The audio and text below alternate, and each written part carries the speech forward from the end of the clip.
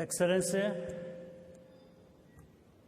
Rigathi Gachagua, Deputy President of the Republic of Kenya, distinguished senior members of government, ministers of youth who are here, diplomatic corps, distinguished ladies and gentlemen, and in particular, the young people of our continent.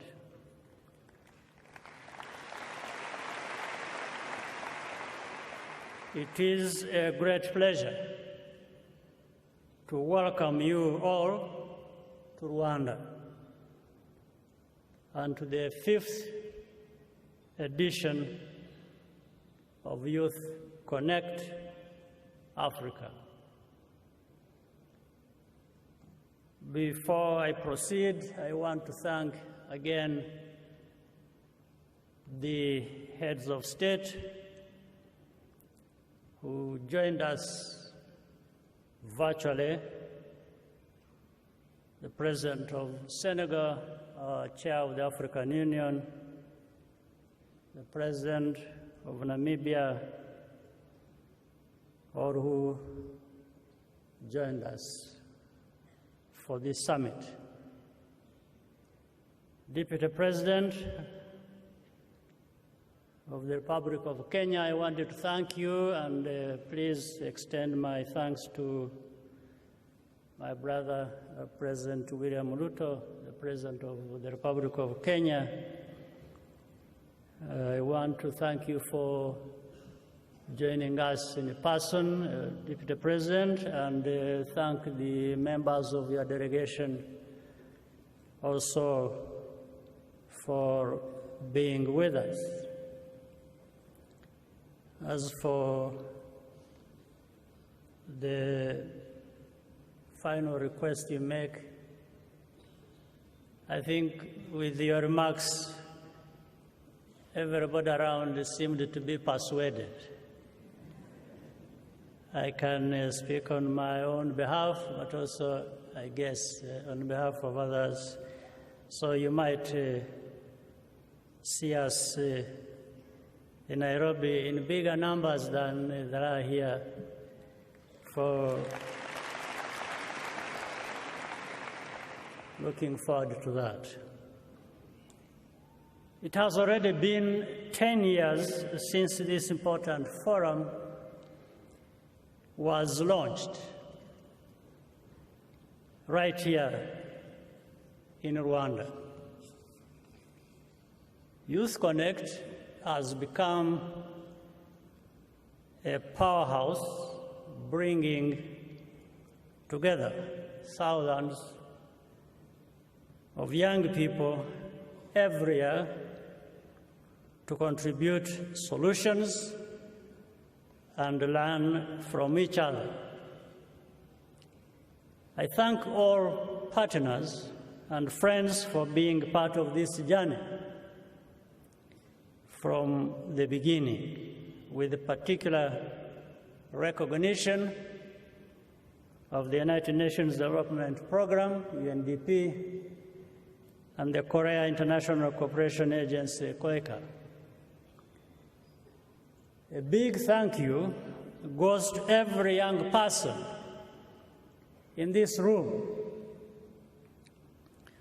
With your insights and innovations, you are leading the way for a more resilient Africa. Youth Connect helps us to tell these success stories, get to know each other better, and build solidarity. Africa is not a continent of problems, not at all.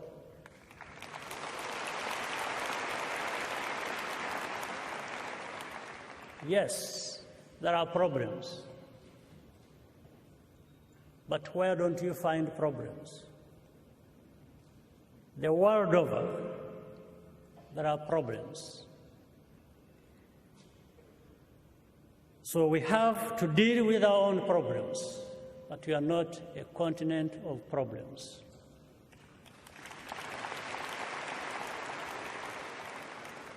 At least we must also, and as leaders, we must also do our part to recognize that young people are equal partners in our development agenda.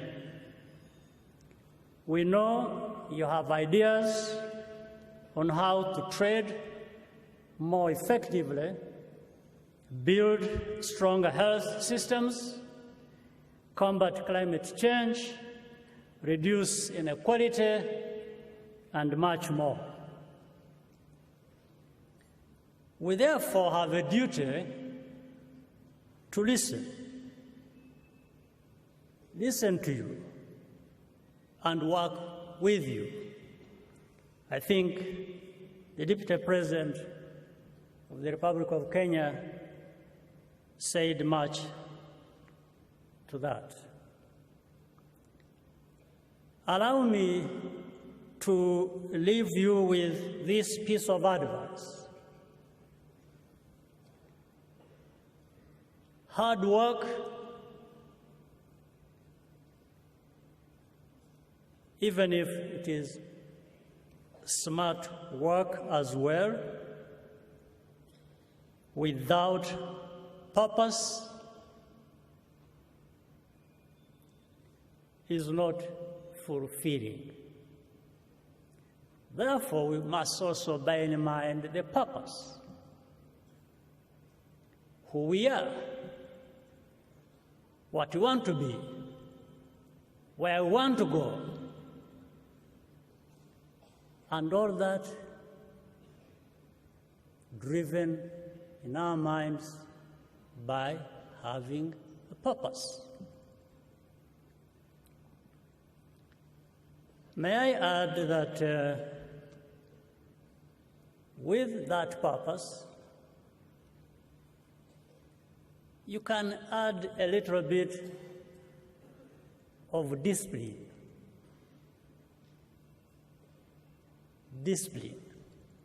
Discipline guides us, measures,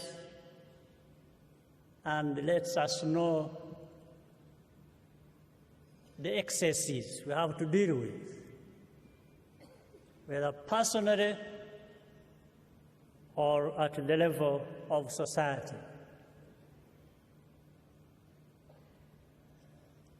Have you ever had anywhere anybody complaining about having a bit of discipline?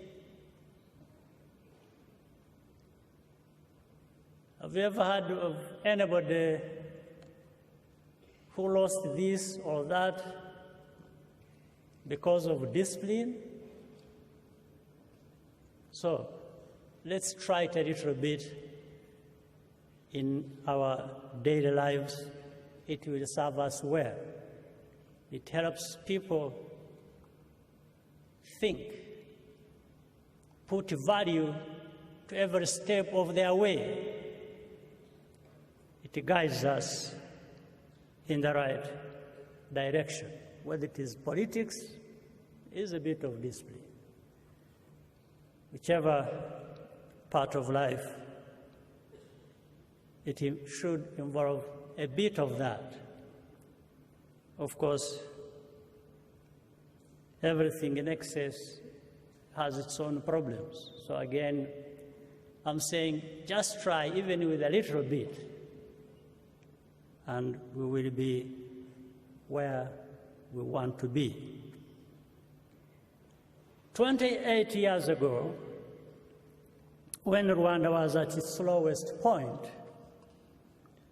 our country and the people dared to dream big, to give ourselves something to look forward to every day.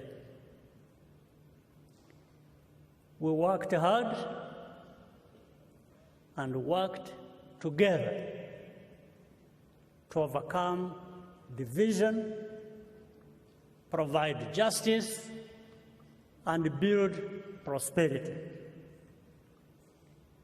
For the past 2 decades, this vision has become Rwanda's purpose and the reason for everything that we do. I always want to thank the people of Rwanda for their understanding and embracing these principles that have taken us this far.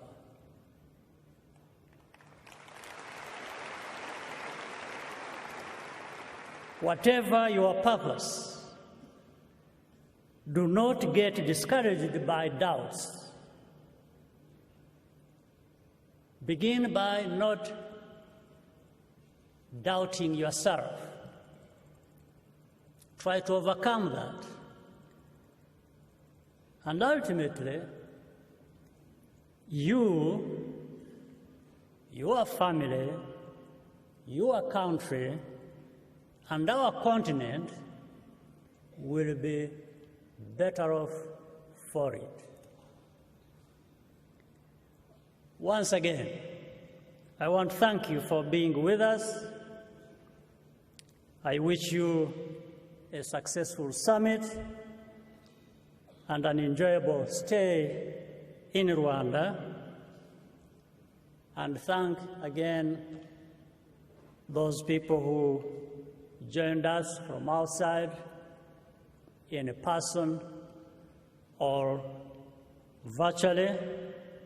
We are looking forward to even more productive summit next time. Thank you for listening.